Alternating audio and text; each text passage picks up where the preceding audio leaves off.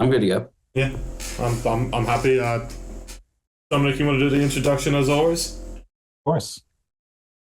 Hello, welcome. We're back at Dissonant Waves. It's another interview. Uh, hi, I'm Dominic. I am here. Ritz is here, and we're having a funky situation again where I'm going to be in post, so no one can see me during the interview. So if we talk over each other, just deal with it. And Trix maybe will be here eventually. We'll see. In the meantime, we have back again one Lorenzo Hook. Hello.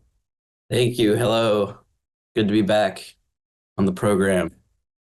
Our first returning interview guest, first time since 2022, since the release, I think, of Thrill Seekers, yes? Yeah, that was so long ago. I didn't realize it was that long ago. I was actually talking to Dominic. There's a very comparable event that's meant to have since the last time you were on here, because the last time you were on here, Queen Elizabeth died, like, probably a week beforehand. Yeah. And now think of what's in the news today.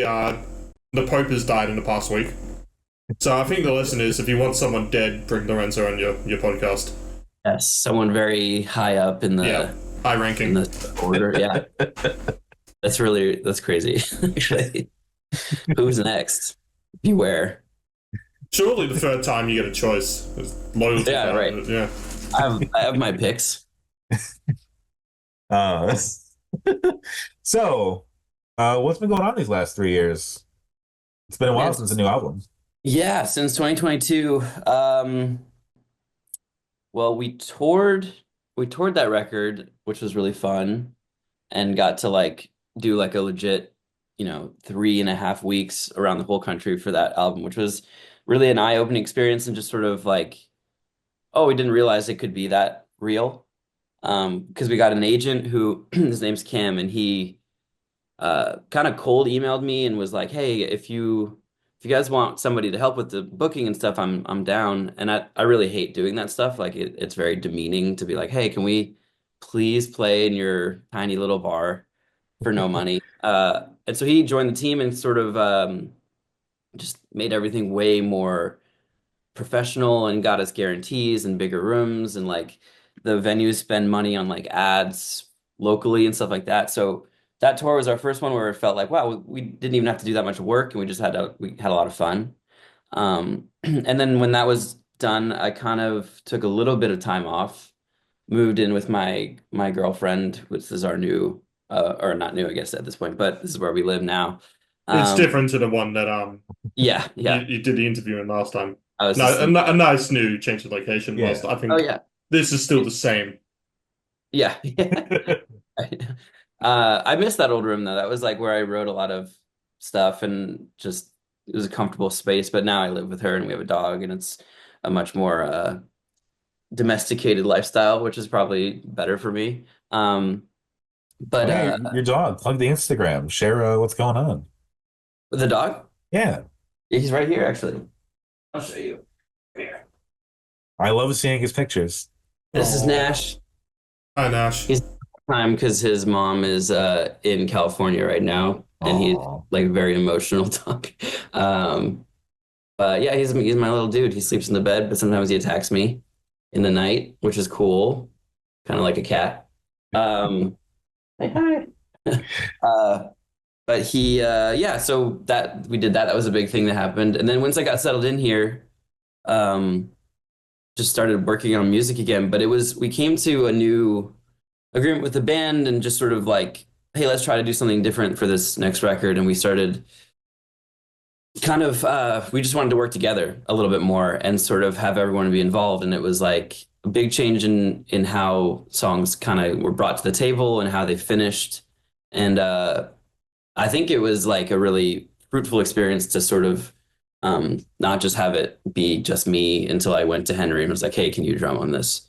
The songs were a lot more thought out and planned, and there was a lot more intention behind it, and some things that I never would have come up with on my own, because they just weren't something that was in my repertoire of songwriting. And then they would come with it, and I would kind of take it and build from there, which was cool. There's quite a few songs on this record that I don't think I ever would have come up with on my own. So that's kind of where I'm at now, and now we're just waiting for it to come out. Hell yeah, a lot of growth, innovation, change. Hmm. I feel Yeah. like we've kind of skipped over quite a lot of what you did Sorry. in the past Yeah. 3 years as well, because Yeah. it's not just since I think the last interview, obviously Thrill Seekers was released. That was kind of part of the reason for the first interview, but then you also did the I think it was the end of 23. You did the Oh yeah. song a month for 4 or 5 months. Um, you released Bad Words last year, and You're better with the scheduling than I am. obviously a couple singles that have come out for the new album have been released at this point. I believe by the time this interview is uploaded, you should have Ghosts up as well. Heavyweight's the last single. Yeah, Yeah, and yep. So I think Ghost is one of the ones that's already released. that just came out. Yeah. Yeah, my bad. No, you're good. And I think probably about a week after this interview is uploaded, the album should be out. Sweet. But the Yeah. other thing that you kind of seem to have skipped over is you also did a little tour, a very small tour of Europe. Oh yeah. Yeah. A lot has happened. Yeah, I guess. Yeah, I guess I was doing large swaths. And then, I mean, if you want to go over everything, there's that covers project you did too. Oh yeah. Wow. I think that one That was existed in the last okay. interview as well, in which Did I, it? I said yes that I would pay $10 for a cover, and then I forgot to do that. $10 in retrospect, $10 for a cover was an insanely low price because Yeah. it was such a daunting thing. A lot of people did it, and I was like, fuck. Like it was like this would be a good way to pay my electric bill, and then I was like, oh no, now I have to like cover Crazy Frog songs and stuff. But I would That's do it a risky again. run. Yeah, yeah. It exists out there. I don't remember who asked for that, but I did send it to somebody. Oh, it was actually the guy who did it was Lonely God. I think he was joking, and he never responded to the message of me sending it to him. Whatever. Yeah, I get you to cover a That's Vinegar gotta. Kid song. Was it? It was Axel F. I'm assuming. Yes, yes. Yeah, if you do a cover of Axel F and you send it to somebody, it's only kind to respond. Yeah, true. He paid me for it. He just maybe he didn't like it that much, or it meant so much to him he just was lost for words. Yeah, you did the Vinegar Kid song for me, The Party, I think it was, Oh, nice. which is a real fun loop around because that band became Grief Eater kind of later on, and we interviewed them. So that's a whole, it all flows together. Yeah, it's all a connected circle. But yeah, sorry, there was a lot of other things that I just blanked over, I guess. Down to talk about any of that though. Oh, I guess So to start, I'll take over Dominic before he gets go a ahead. chance because I love bullying him. How was that European tour? Because that seems to be a massive, I guess, moment for Petite League here. I know you've Yeah. mentioned you've gone overseas and stuff before, but I don't think you've done. Uh, even though this was like a small tour, I still don't think you've done a tour on this kind of international scale outside of like Yeah, Canada. no, it was incredible, honestly. Like, I think, I mean, the expectations that I had were pretty low in the sense that, like, we got asked to play a big show in Paris. And then I was like, well, I know people who book shows in Brussels, and I have friends who live in Amsterdam. I can, like, figure out, like, a little thing to do here. And it was, like, in the middle of us writing this new record. So we were, like, not planning on touring that heavily. So 10 days in Europe felt like a good way to do that. To do something new and not have it be like a long, commitment thing. Mm. Um, and so yeah, just kind of like that Paris one was locked in. And so then it was like, let's build around that. We have 10 days to do 4 shows or whatever.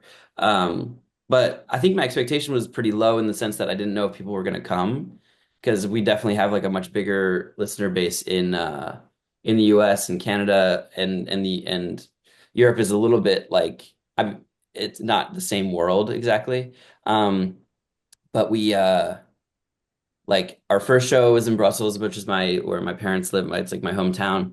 So that was pretty crazy. Like my, friends of mine from elementary school showed up and just a bunch of random people I kind of knew, and it was like a big show. Then we played in Amsterdam, which was also a big show. Strangely, like I didn't know anyone was gonna come to that show. London was good, but probably the smallest show we had. But it felt kind of like a New York gig for us. Like it felt very familiar. And then Paris was like 300 people, which was crazy. Wow. That's a Um, good turnout. yeah, and it was like there's something like there was like these things that we noticed throughout that we don't get in the US at all. And it was like, well, obviously we don't get it in the US, but like Europeans just kind of come out for American bands in general.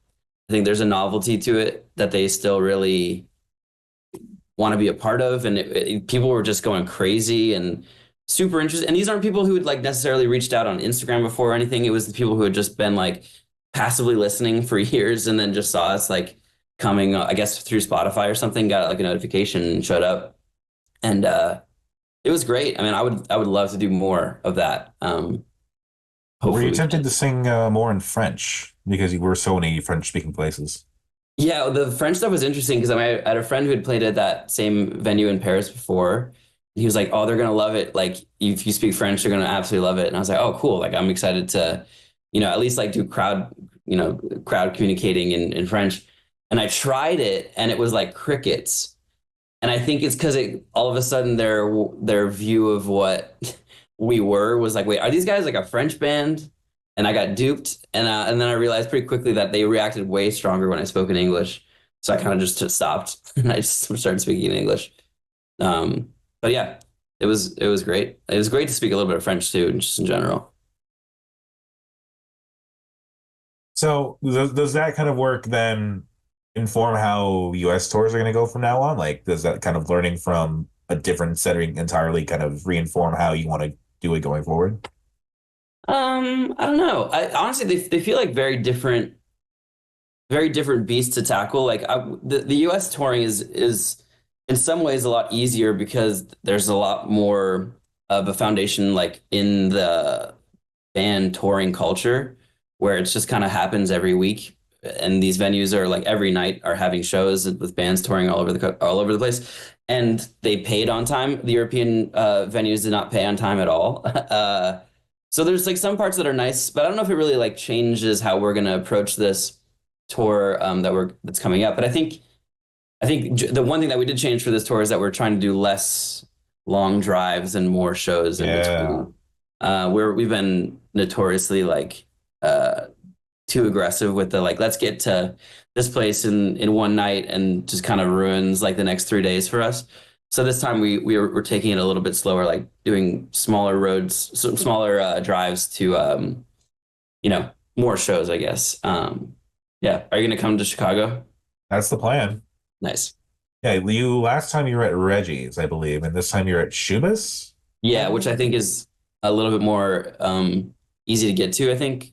Yeah, I think it's a little more your speed than Reggie's Yeah. was. Yeah, Reggie's was kind of a last minute show because we were having trouble finding a venue, so we just kind of hopped on another show.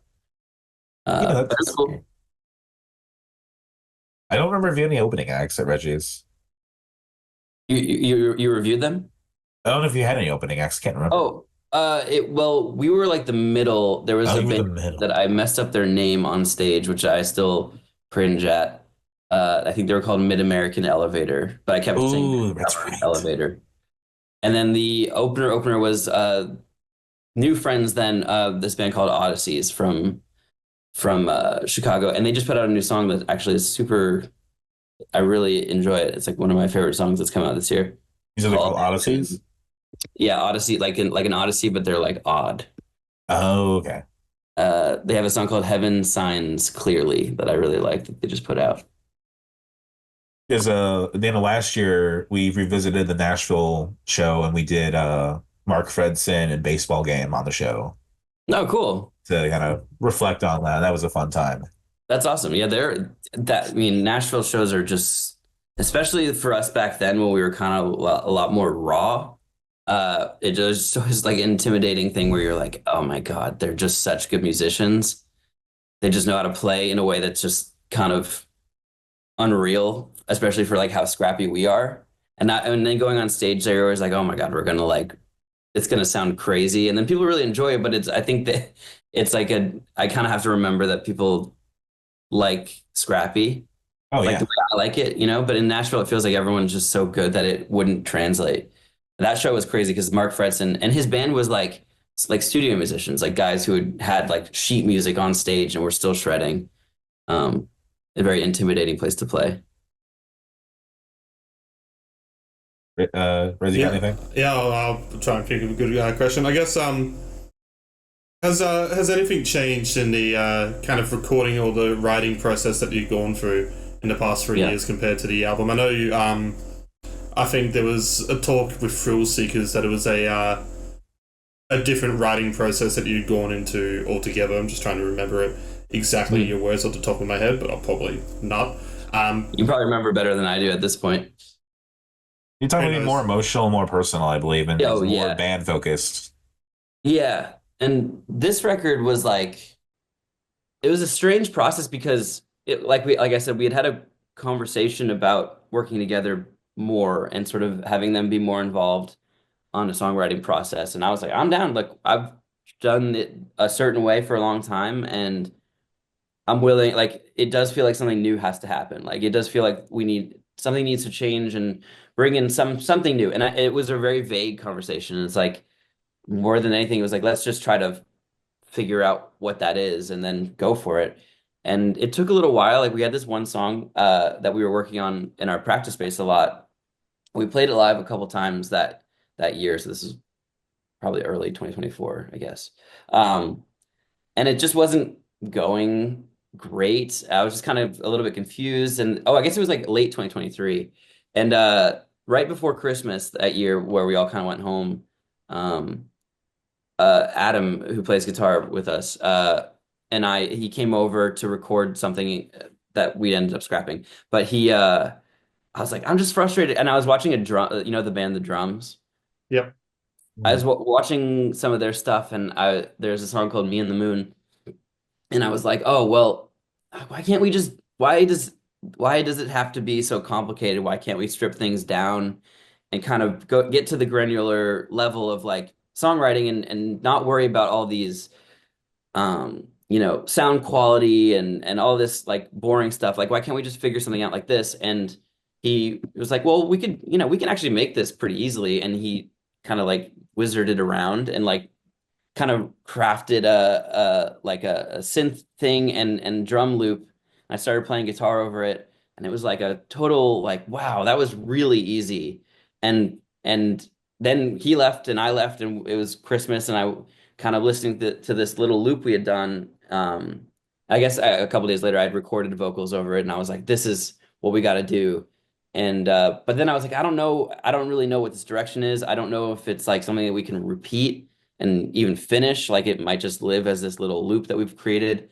Um, I got back to New York after, a couple weeks and showed the other guys and they were like so in and they wanted to do this. And it was like, okay. And I was like, just so you know, like I'm not sure I can do this, 10 times. I think this might have been just like a one-off thing, but I can try and like you guys need to help because I don't know. This is like uncharted territory. It wasn't very Petite League E.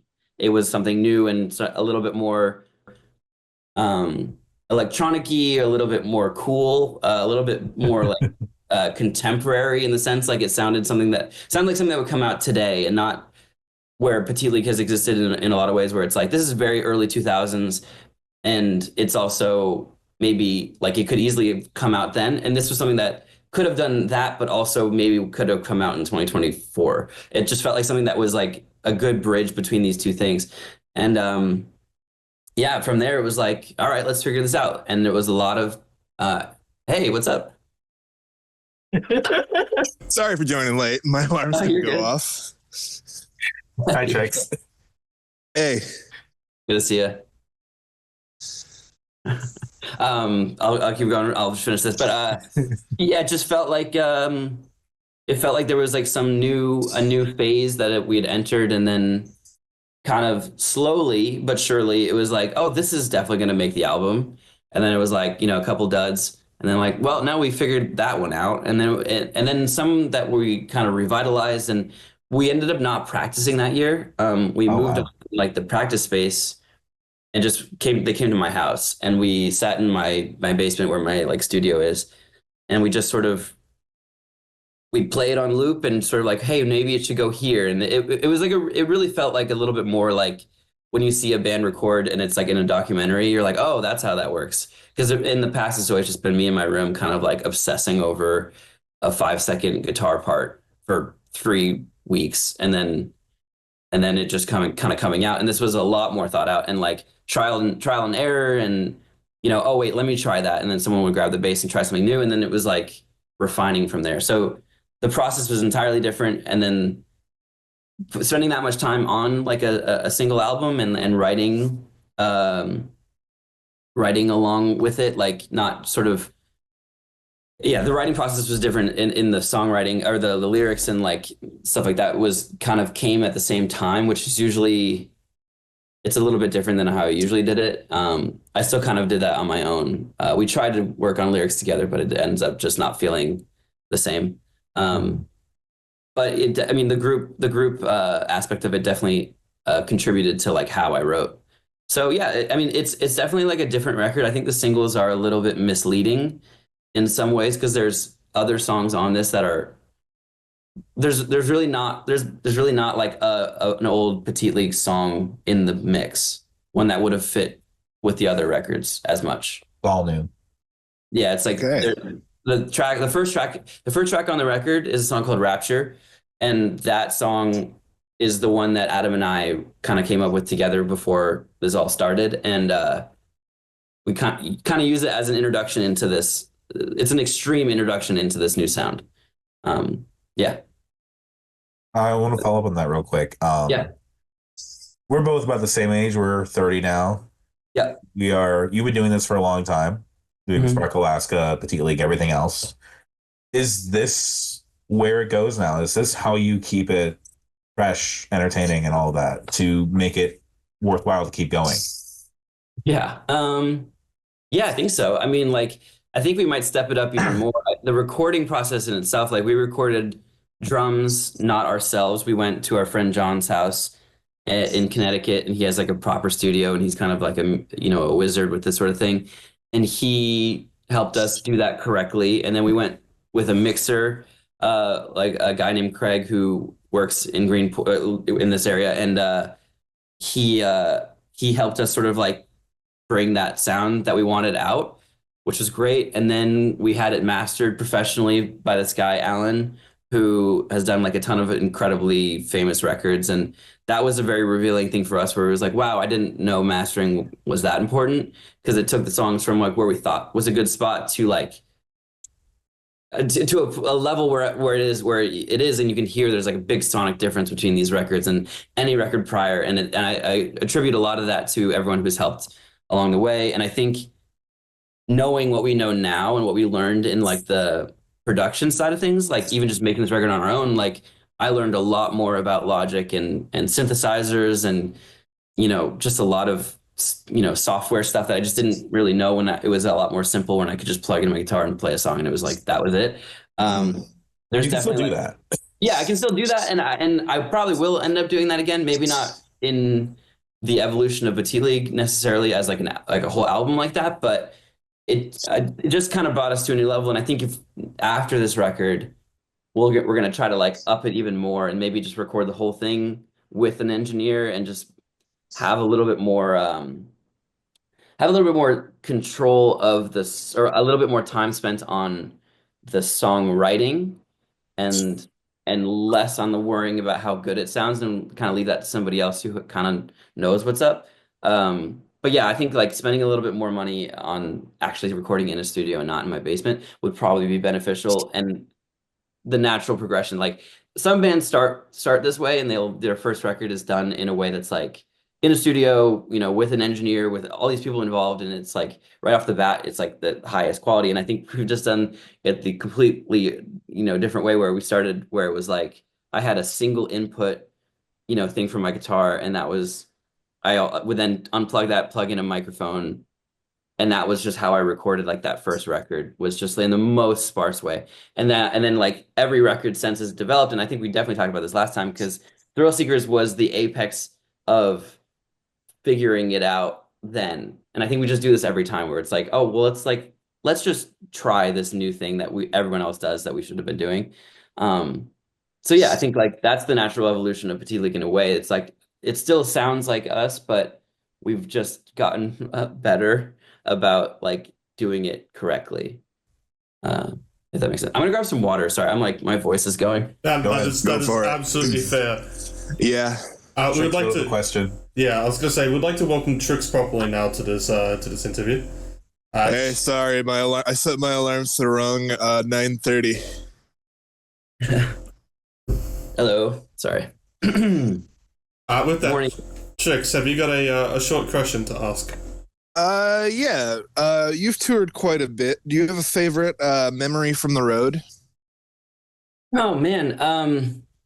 Yeah. Honestly, like you kind of forget all the bad stuff when in retrospect, like everything sort of is rose-tinted glasses. Um, the the favorite thing, I mean, there's some like it's not, it sounds bad to say, but I think when you go through like playing shows and driving that much and sleeping on floors and just like random people's places and shitty motels, when you get like we always treat ourselves, we like strategically book an air like a nice Airbnb somewhere nice, and there's some things just so like it feels like you're home for a little bit, which is an incredible feeling, and having your own bed and a little bit of privacy and just a little bit of like, oh, we don't have anything tomorrow. Like I'm gonna wake up and we can go get breakfast and not have to rush. And that those are always the times that I think about where I'm like, it makes everything else worth it to have like one rest day. Because the rest of it is so fun and it's a party, but it's nice to Mhm. not party one night. Like this on the last tour Mm. we did, we had a night in this town called Trinidad in California, and it's like a little surfer town. And we had we rented like a little surfer bungalow with like a hot tub. Hell We yeah. got there. We just we got like a crazy nice like fish steak dinner, some nice like local restaurant, and then went back to the house, jumped in the hot tub, perfect night, like no clouds.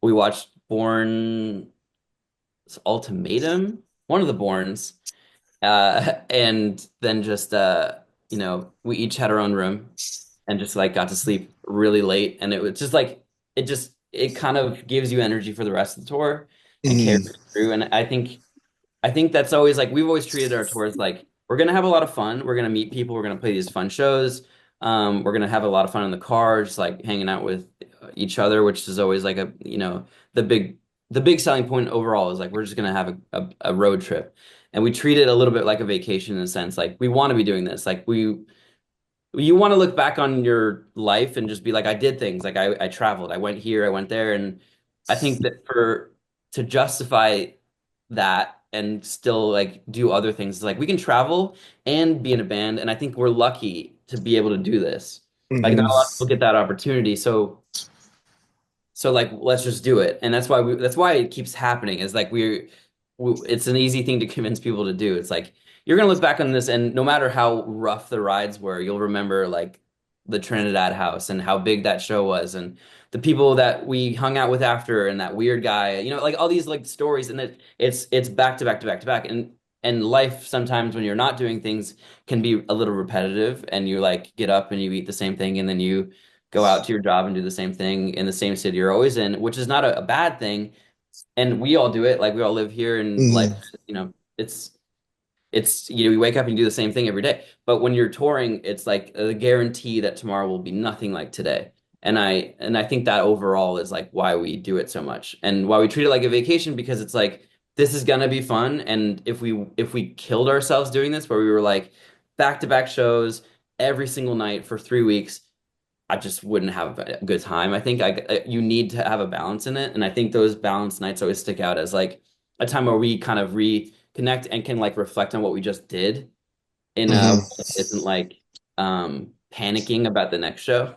It's like, oh, we gotta like make sure that this show in the middle of nowhere is exactly like that show in this major city. And it's like it's not gonna happen. Like you just have to kind of go with it. Yeah. We have a couple minutes here before we have to leave and come back. But real quick, I'm curious, what is the greatest length or distance you've had to go for like one show to another?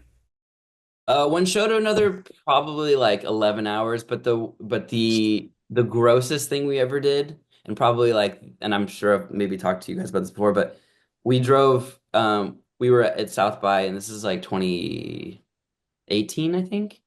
2018. We were playing a couple shows at South by, and our bassist at the time, Dan, told us on Saturday night. We were supposed to leave on Sunday and get back in New York on Tuesday. So it was still like a long drive from Austin to New York. But he told us on Saturday night that we needed to leave the next morning because he had work on Monday at 2 p.m. And he worked at a hospital and it was kind of like non-negotiable. And so we left Austin at 8 a.m.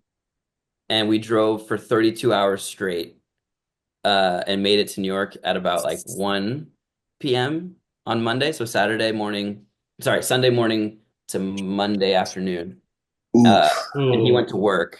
And I remember just getting home and like feeling like muck, like and just sort of just like collapsing. I didn't even drive because at the time I didn't have a driver's license, but I made a point to stay up the whole time and just because everyone else got to sleep, but I was like, I'm not contributing anything. Like I'm a coxswain in this sort of like thing. I was like, look, charge. And I remember it was all pretty good. The worst parts about it were like when you look at a map and just be like, we're still really far away. I'm gonna pause you because we need to leave and come back. Okay, sure. Okay. All right.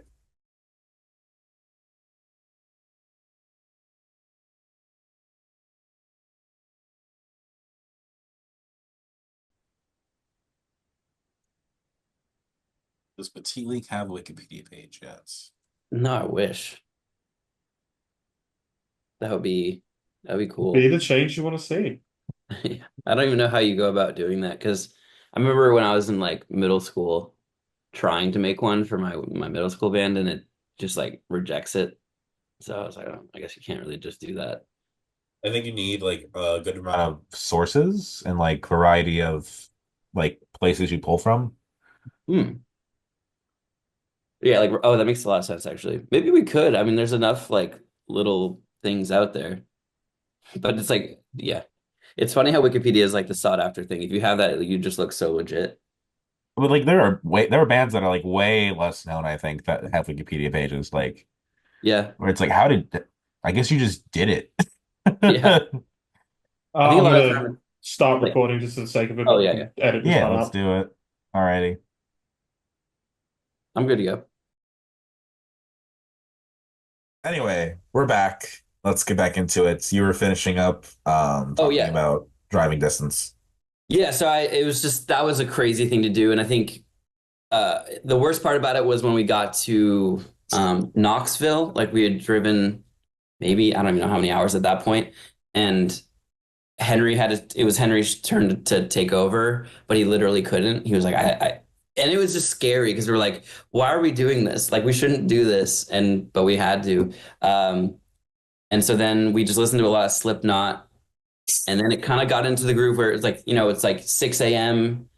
and you're in Virginia and you're like, well, okay. I mean, this is, not that far away. But then we stopped and grabbed coffee and I'm not a coffee drinker. And I drank like a Dunkin' whatever. And I started feeling horrible. Yeah. Like, I just don't do well with caffeine in general. And I'm just like on the edge of my seat and I'm just need to sleep and I need to shit probably. And I'm like, we have no time to stop. Like the most we stopped from Austin to New York was 20 minutes for like a Subway sandwich. So that was fucked up. And we've learned our lesson on that, to not do that. It's also really dangerous. Yeah. Yes.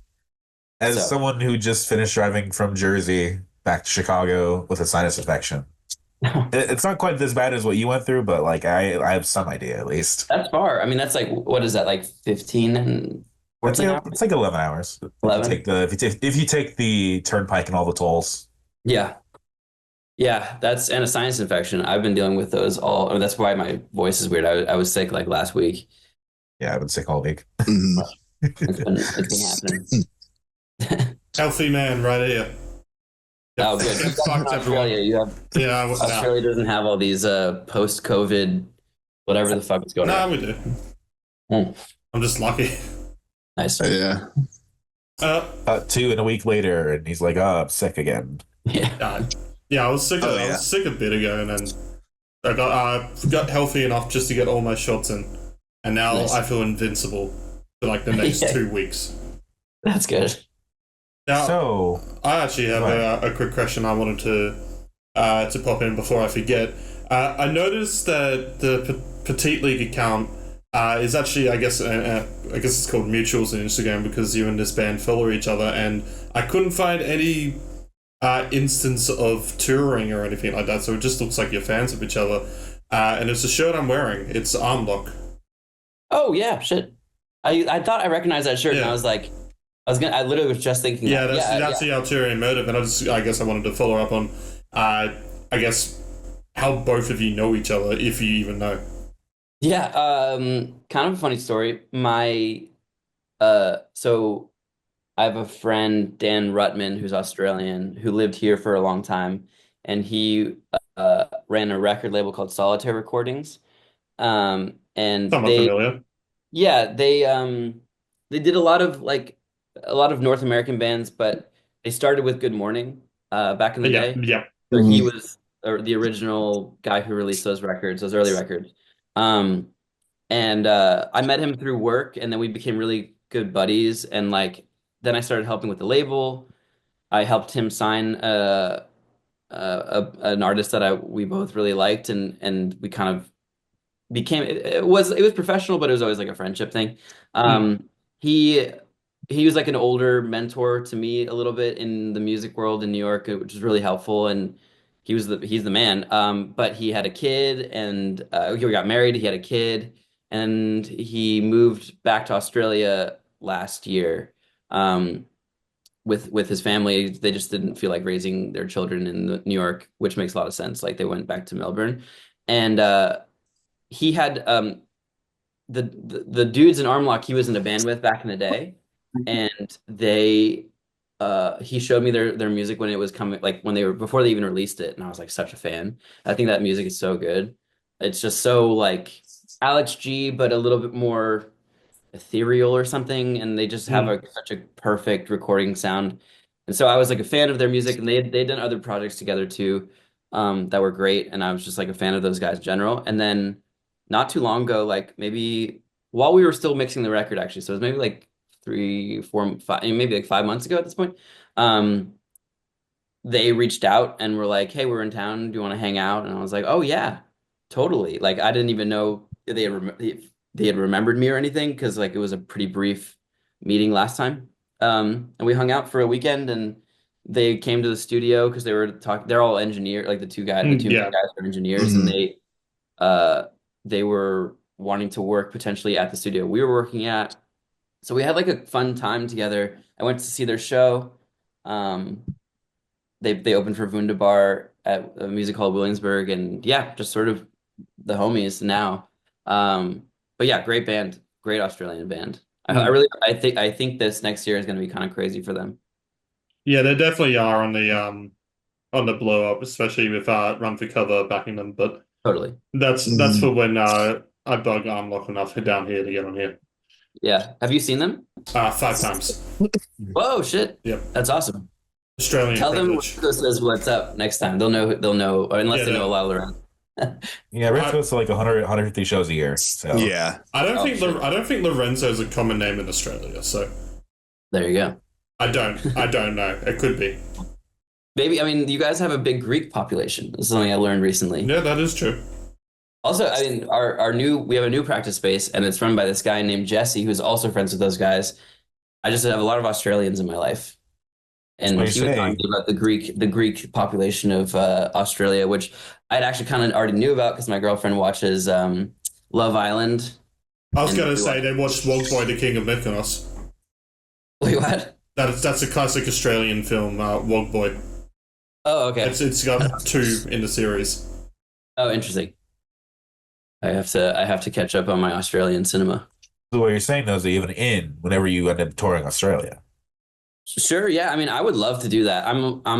Like the flight is really the most daunting part to me, Mm. where like I don't want to do that. Um, but my dad was there for work like a year ago with a sinus infection, and he was having a great time, even though he had a sinus infection. So I'm really hoping to do that. And I know like musically, I think we sort of fit in.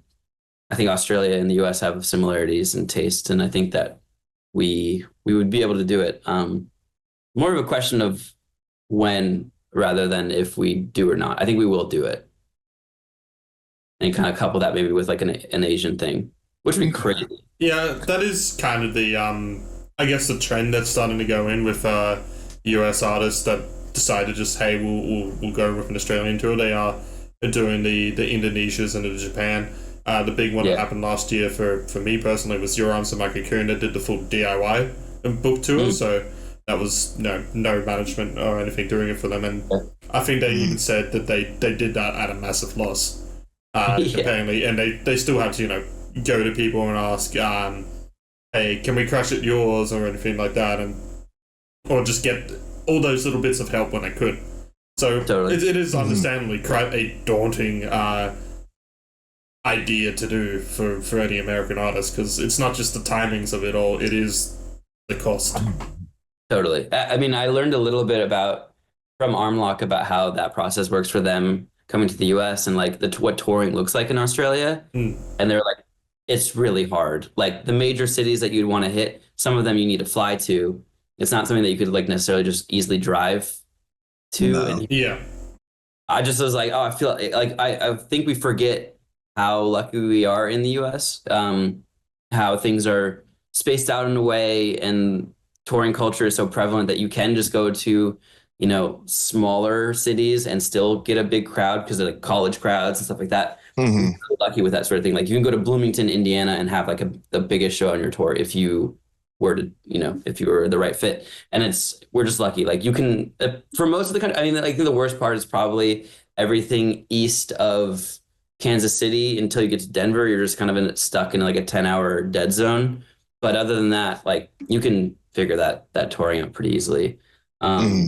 And that's what Armlock was saying that they really want to like tour more in the US and Europe, which I think it's funny how the grass is always greener. Like I think we would love to go to Sydney, and they're like, yeah, whatever. yeah. I mean, as an Australian, it's kind of like, hey, well, that's just another a capital city Like, in here. But yeah, you see the big Australian artists, they start to just move to the US and they yeah, tour frequently more there. Ammo and the Sniffers doesn't live in Australia yeah. anymore. I believe they're LA based now.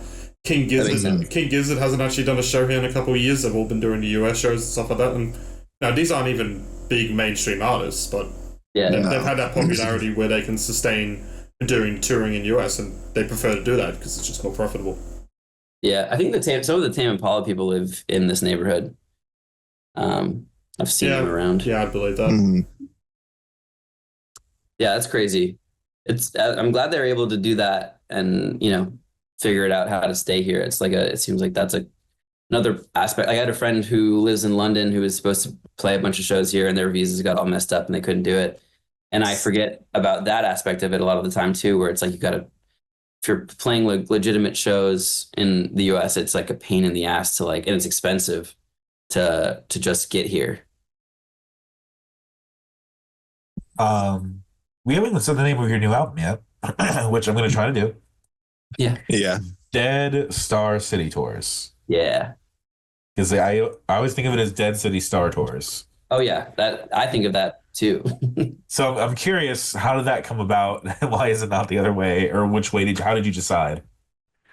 This was actually like a really long, painful process of trying to figure this out. I think in the past, like for every other record, we had sort of employed like Joyrider, Thrill Seekers. Like it was always like a title more than anything. Like it kind of fit with the vibe of the album. And it's Hmm. really hard for me to figure out like a word or a line that kind of encapsulated what I wanted to like convey with this record, how it sounds like it took a lot of work, like a couple weeks of me just researching and like legitimately researching and reading and like I read like pretty much every essay that I could find on a very specific feeling that I was trying to convey with this record and essentially like I ended up landing on this because I read E.B. White, the guy who wrote Charlotte's Web, has a really great, incredible essay on New York City. And Colson Whitehead, who wrote Nickel Boys, has a book he wrote about New York called The Colossus of New York. And they both kind E.B. White's is like from 19 20, no, 2030. It's old, and Colson's is sort of like a play on his in a more contemporary setting. And I found them just by like searching like, hey, what are some essays about the feeling of New York and it's sort of the personal feeling that people have towards New York. I was like, this record as a whole felt like an ode to New York, but in a way that felt not universal necessarily. Like I wanted something that was very much like my view on it or the band's view on it, and sort of how how we live in it. And I think it was like just hard to communicate what that was in a line or in a title. I just was having trouble finding something that would could sum it up well. And it felt really important. And I just was like, I don't want to I don't want to phone this in and just call it something kind of cool and just be like, here it is. And it doesn't have any relevance to like it doesn't necessarily like complement the songs in the right way, and it doesn't complement how I was feeling. So anyway, I read these essays and they're both essentially about how within a city, specifically New York, but I think it's applicable everywhere, uh, there are so many things. There's so much happening all the time. It's a fast pace, but as an individual, you create your own cities within it. The Mhm. things that you find attachment to are yours, and they're not wrong or right. And so, like, he has some E.B. White talks about, and this is another option for the name of the record. He talks about a thinning light, how in the West Village there's like these new apartments. And this is like, in the early 20th century. And so it's like interesting to hear him say this now because this is still a relevant aspect of living here where it's like, oh, this neighborhood is like changing so quickly. And now the park has a huge shadow over it because this huge, apartment complex is being built next to it. And it just doesn't look anything like if you go to New York on Google Maps and you like set it to like 2013 and you go anywhere and you compare it to what it looks like today, I mean, especially in our area, like in Brooklyn, they look nothing alike. Like the whole landscape has changed. And I think if you did the same thing 20 years prior, it always would look extremely different from itself. So in Colson Whitehead's, he talks about how um, there is no wrong answer. When you come to New York, it's like the first experience you have is like stepping out of the car or when you're sentient and you're born here and you start building up your own city. Like this is what this is. This is a movie theater. That corner will always be the movie theater. It'll never be anything else. And even when it changes, it still is the movie theater to you. Like your memory is not wrong. Your perception of it is not wrong. But the person, like an 18-year-old who moves to the city to go to college and goes to that same corner and goes to the corner shop there and like has their own set of experiences in the same place, they're not wrong. It's just their own city that's being built on top of millions of other cities within the city. So I got really interested in that concept of like world building within the world you live in and have it still be personal and universal. And I was loved that sort of idea, and I was having a lot of trouble figuring that out. But those two essays definitely like kind of brought it all together for me and what we had done and worked on this record that is very much like a New York album. Uh, very much like each song, I started realizing as I was reading this, like each song, I have a very clear visual of a place, a time, a person, whatever, but all sort of in one way or another linked to New York in a very specific area. And so all these things in mind, I sort of was thinking about like some like, and we didn't figure out the album art either. So I was like, I'm trying to figure out what this all is. Um, and I was like, well, maybe it's like a bus tour. Like if you think about it that way, like a city bus tour, like sort of like a tourist trap thing where you get on the bus and they show you all these things. And early in the summer in 2024, my uncle and his family came and visited, and he was like, "Do you want to do the Circle Line, which is like a boat tour around Manhattan?" And I was like, Mhm. "Oh, I hadn't really thought about doing that, but honestly, that'd be really fun, like just to go on a boat in the summer." So I joined them, and it was actually an incredible trip because you get a tour guide telling you about these specific buildings that you've always seen, but you have no idea what they are. And so that was kind of in my head. And then, yeah, the whole Dead Star thing was sort of a play on that idea that when things come and go in the city, it's actually like a vital part of what the city is. Things don't stay stagnant. it is part of the reason you want to be here is because things change all the time. New things pop up, things go away, are replaced with better things. New people come, old people go. It's sort of like that's part of it. And if you there's a sentiment in any city. I'm sure in Chicago it's similar where it's like, oh, the neighborhood is changing. And there are aspects of that that are terrible, obviously, but there's other aspects of that are like exciting and moving. And I think I just was like, well, maybe we should just embrace our own perception of what we live in and sort of acknowledge its existence and not sort of pretend like, oh, now it's gone and it's like that building is just no longer relevant to what I experience or anything. So I thought the Dead Star thing was nice because a dead star, like how you're taught how like the light we see from stars is usually from a dead star, like it's already gone. And I Mhm. like the idea of these like landmarks in the city being um important to me, maybe not to everyone else, maybe long gone for some people who have never even experienced these things or places or bars or restaurants or whatever. But they still exist for a lot of people. And so like that was my take was like this is a tour of the city through the dead stars of like the band, I guess. Mhm. Maybe or me, but like, that was kind of the idea. And the other dudes like that idea. I think it kind of encapsulated what we had made and so, like the back of the record, the back of the vinyl is a map, and each song has its like star. So Wow. kind of all linked together. I have to figure out a way to like elevator pitch this a little bit in like a paragraph. But I tried already like on Instagram, but I think I need Mhm. to like explain it further. But yeah, that was kind of the idea. And it's a little heady, but it's really not. It's essentially just like these are our like stomping grounds within this place or over the past 10 years of living here. And this is like the important parts of this place to me. And I have like important memories here. And yeah, that's kind of what the idea of the name and the album art is. There's a Mhm. mystery aspect to it too.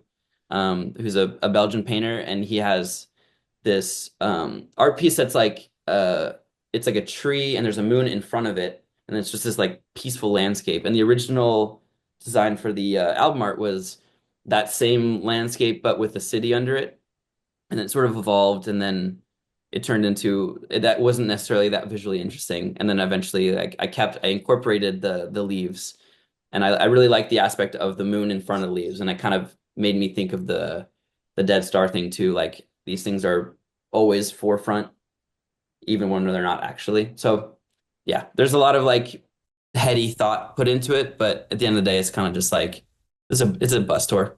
Yeah, I mean, there's a lot of interesting aspects to that. Like speaking from Chicago, at least, I am a more recent moving person to have come to the city and now live here.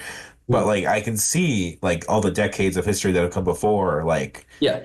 I learned Mhm. like down the street from me years and years ago, that's where the old Midway building was, where they made Mm. like Mortal Kombat and stuff. And Yeah. like that's just like a salon now. Yeah. And so it's Yeah. like that's kind of crazy, but that's just Yeah. how the city evolves. It's just life, and I think like a history nerd. Like I get really into like actually, while all this was happening, I was really getting into like family history and trying to find I paid for a newspapers.com subscription, and I started like looking up all of my like relative like long gone relatives and finding articles about them and sort of like, back in the day pre-internet, if you were like my grandfather, for example, like when he would come back home to visit his family, it was written about in the local paper. Like, Roy Gillis is in town visiting his folks at this address. And then I look up that address and I'm like, wow, this is a house that my grandfather lived in. I never knew him, but it was like, wow, this is like powerful stuff, and it's like relevant to your timeline, even if it has nothing to do with you. And I think that the same thing happens in a city. Like you were saying, like that salon, which has always just been a salon to you as long as you've lived there, had like deeper, older meaning to your life in a weird way. And then like I just like that you can find history in these places that's long gone. It's still there though, and it's still Mhm. important. There's a lot of people who would pass that salon and still be like, wow, I know what that is. It's not a salon. I know what this actually is. And I think that you see a lot of that in major cities because things move so quickly. And like, on a micro level, it's like everyone can experience this where it's like, oh, that was my best friend's house in sixth grade. And now like, a young family lives there, but like, it still is that to you. and it's not wrong. I think that's kind of the idea is like people, there's a lot of like, rightfully so. I think that people are really like skeptical of things being gentrified and change being bad, and it most of the time is, but it is a reality too. And sort of, I don't know, like when I first moved to New York, I'm sure I was seen as like the white kid in a neighborhood that wasn't always white, and that's I that was the only place I could afford to live. And that neighborhood has completely changed now. Like it's a lot more white. Like percentage probably every year is jumping like 5%. Just like more gentrification, more gentrification. And I look back at that neighborhood, I'm like, this used to be this used to be some like a little taco shop or whatever, and now it's like a cool bar that has a downstairs where they do like club nights, and you're like, oh, and that's coming up more and more, and it's changing the neighborhood. And these kids who are moving to that neighborhood now, like 22-year-olds straight out of college, are like, oh, I live in the hip neighborhood, and I don't know, like there's nothing, they're not wrong. That's probably the only place they can afford or they want to be, need to be for work or whatever. So yeah, I don't know. It's like the cities are this weird thing when you zoom out on them and then zoom in really close, and you're like, there's so much shit happening here. It's unreal. Like another thing about cities that's crazy is like I watched like Gigi Allen's Last Day. Do you guys know who Gigi Allen is? Oh yeah. Yeah. Todd So there's a Phillips' video first movie was the documentary about him. Oh, nice. Well, so basically, Gigi Allen has like the tape of his last day on alive before he like OD'd, and I watched that video. It's sort of fascinating because he's like being crazy in the street, and then I'm watching like, oh, that's like I know that street, I know that area. It hasn't changed that much, and then you're like, oh, but then you go there now, and you're like, oh, now there's like a bar here, and this has changed and whatever. But like the bones of where he's actually right next to a school, which is really fucked up. That school's still there. It still looks exactly the same. And it's like there's something really comforting about that, where some things don't change, some things do, and they evolve. And I think there's like an anxiety about New York specifically, where it's like I missed out on the best times. And I've always been like, what the fuck are you talking about? Like, just go make that. Like, go have those times. The city's still the same. The same kind of people are here. There's always an influx of new people coming in. The epicenter is always changing, like where cultural relevancy is not always the same, but it's still here. You just got to find it, So I don't know. That's a very long-winded answer of like what the album theme is. But yeah, every song has like a place. I'm gonna throw this over to Trix now to ask another question. I was enraptured. Give me a second. Oh, here's a fun one. I guess now yesterday for Ritz was his birthday, and tomorrow is my birthday. What do you think we should do? Well, happy birthday! I didn't know that. Thank you. Happy birthday. What you should do for your birthday? Yeah, and Ritz for yesterday. His was yesterday. Mine's already passed. I've been fine. Yeah. What did you do for your birthday? What did you do? I slept. Fair enough. Happy belated and happy future birthday. Thank you. Tomorrow, so Tuesday, what day is it? The 29th? Yes. Nice. Man, the club going up on a Tuesday, probably, right? Not really a club around here. I don't know. Maybe just go get some drinks with the homies, or Fair enough. I don't know. Just do like exactly what you want to do. Go eat what you want to eat. Take the day off. Definitely don't work. I'm not scheduled, so nice. Go to your favorite. Like this is a question I ask a lot to people here. Is like if it's like your ideal day and money is not in the equation, and you can like eat whatever you like, you can just go. You can have 3 meals at three establishments: breakfast, lunch, and dinner. Where are we going? Okay. Like just find your best breakfast spot, your best lunch spot, and your best dinner spot, and spread them out in a way that you would want to eat as much as you desire. And all right, probably like just figure that out. And that's like, I think of that. It's like sometimes I'll have like a breakfast at my favorite spot and be like, my day is made. Like I'm so happy. And if I could just triple up on that and hit each checkpoint, that would be fun. Heard, yeah. Yeah, I think that's what I would do. And then party on the weekend, maybe. Definitely. Well, I'm going to be working on the weekend. I'm scheduled like 20 hours over the weekend, but Oh, well, find the next free weekend-ish day, oh yeah. and then Well, have. this is my weekend for me. I'm off today and tomorrow. So Oh, nice. Okay, well that's great. You're drinking an iced tea. That's yeah. already birthday stuff right there. Oh yeah. What's your favorite Arizona flavor?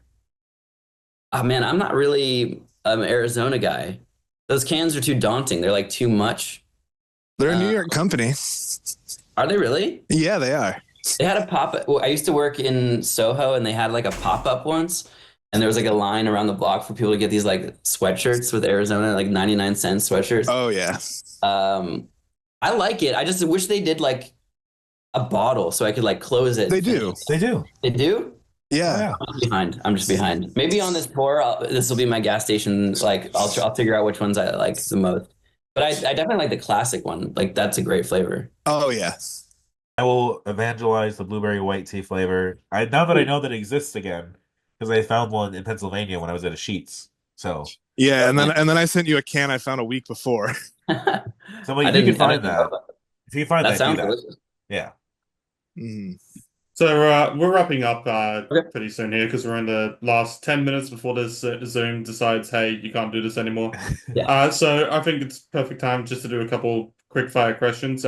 You've been really good at answering questions to as much depth as possible, so I'm going to have to ask you to probably not do that for the Okay. bit, just so I Yeah. can get a couple. Just think about the first answer that pops in your head.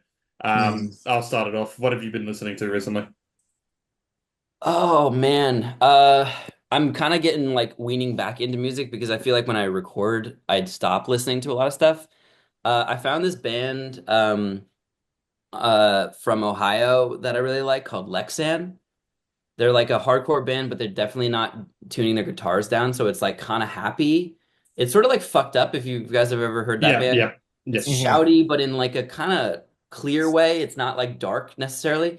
It's more like a maybe like a heavier Cloud Nothings. I'm really into their music. They have like a couple EPs out. I really like that Bon Iver record. I think that's like an incredible feat. Let me see what else I've been listening to. I think that's a good enough answer for now to Yeah. toss it over to Dominic. Yeah, that's Uh, probably you're at the store. You're at the plant store. hmm, You're able to get one plant. What are you getting? nice. There's this plant, I don't know what it's called. It's kind of like it's really beautiful though, and I've only seen it in like luxury plant stores, but it has like the underside is green and the top part is this like clay brown orange color, and it looks kind of like it's been like dust has been poured on it. It looks so pretty. I have no idea what it's called. I see them around. They're like $80. Wow. Um, they're nice. I have one. I have some weird plants over here. That one actually needs to be trimmed. I don't know what they're called. I'm not like a plant head, but I like to have plants. Yeah, probably just something that's like a little bit unique looking. If I could pick any plant, that would be that $80 clay looking thing. I got to figure out. I'll find the name of it and send it to you. All right. Hell yeah. Uh, go to drink when you're stopping at a gas station on the road. You drink probably a blue Gatorade. Zero or regular? Regular. I don't like something about the zero doesn't sit with me well. But I think I was a Gatorade hater, a haterade guy for a long time. I just didn't grow up with it, and I thought it was too like I was just saying it was like salty. Dick. I like that sort of Hmm. flavor. And now I'm just so hooked. And I think anything that's any Gatorade flavor that's like in the bluish tinge, I enjoy. They have like the cucumber one that's really good too. Oh I, yeah. I love the But the cucumber one. light blue is kind of my move. It's like glacier or something. Glacier Um, freeze. yeah. Oh I yeah, I have fuck a, with that. I'll hold it up to the camera though no one can see it until it's in post, but I have the cool blue Gatorade Zero right now. Oh, right now? Nice. Yeah. Hell yeah. Yeah, I mean, it just like it hits so good all the time. Like in the morning, after running around, after a show, I could drink that all the time. All right, Ritz, what do you got? How far are the Mets going this season? Man, I went to two games. I went to like a huge game they played the other day where there's like a walk-off home run. I was with some European friends of mine, and it was very much like a European mind can't comprehend what's happening meme in real time because it was just like mayhem. I think they could go all the way, but I don't want to say that because it's It's the uh, Mets. It's the Mets, and I think the Dodgers are just the Dodgers.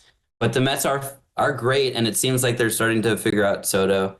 So I don't know. There's like if the magic that happened last summer when they were in the playoffs and that was happening, if they can just get a little bit further, I think that would be enough. Yeah, So I remember taking a sick day because I was actually sick, and I watched that. I forget who they were facing in the first round of playoffs, and they looked.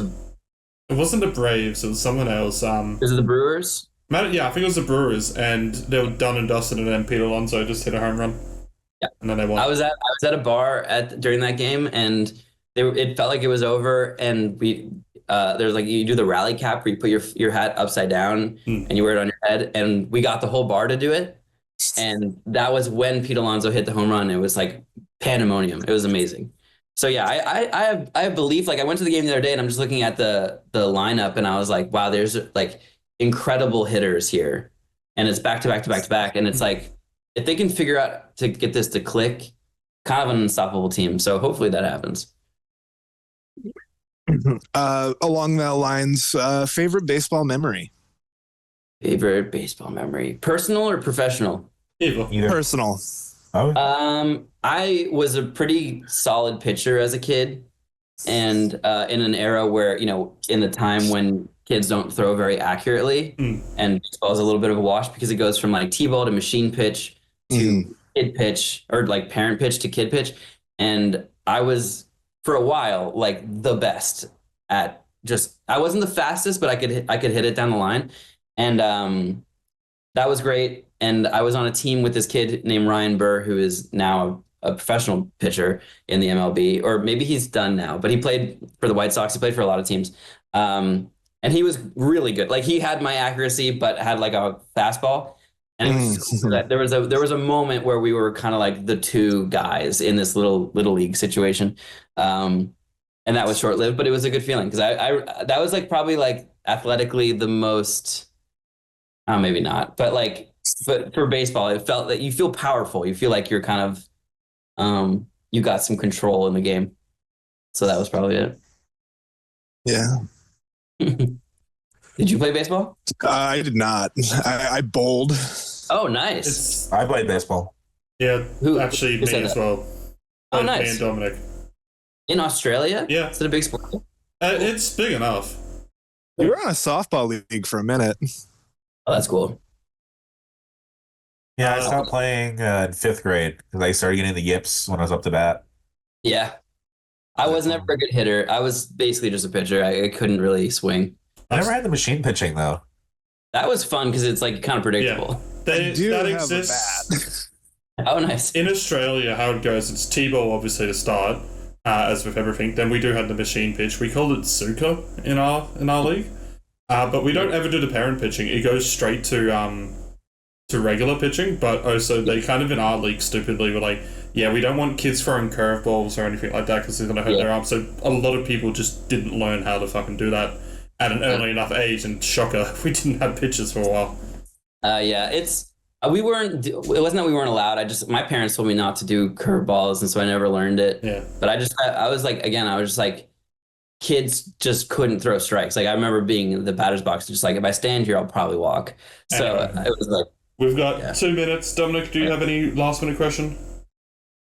What time did you wake up this morning? the dog had a pee at like 6:30, which sucked, and then I woke up at like 9:30, and then I moseyed around for a second, ate a little bit, took a shower, and now I'm here. Chips. Shall you ask you a question? We've asked it asked it before. last time, but- but has your ideal sandwich changed? I don't remember what I said, but I have found a new sandwich I am enjoying quite a bit. I've had it a couple times. And this is actually definitely not what I said last time. But I've been enjoying this one. It's focaccia bread with pesto, fresh burrata, Okay. burrata cheese, mortadella, and some arugula. I can make this at work. Oh, dude. You should. I think I'm going to. What drink goes with it? I'll send you the they do it at this place called Anthony and Sons. I think I'm missing an ingredient, but it's fantastic. It's like really good focaccia bread, and yeah, it's a banger. All right. And with that, we're gonna wind it down. That's been another interview with Dissonant Waves. Thank you, Lorenzo, for coming on and doing it again with us. Thank you for having me. Thank It's you really again. fun. Please support over the yeah, years. please plug everything you can before Yes. this shuts off. Go. Plug everything. Yeah, new record coming out May 30th. That's Dead Star City Tours. And we have a new song probably out when this is out called Heavyweights. Going on tour all of June in the United States and one date in Canada. Yeah, that's kind of it.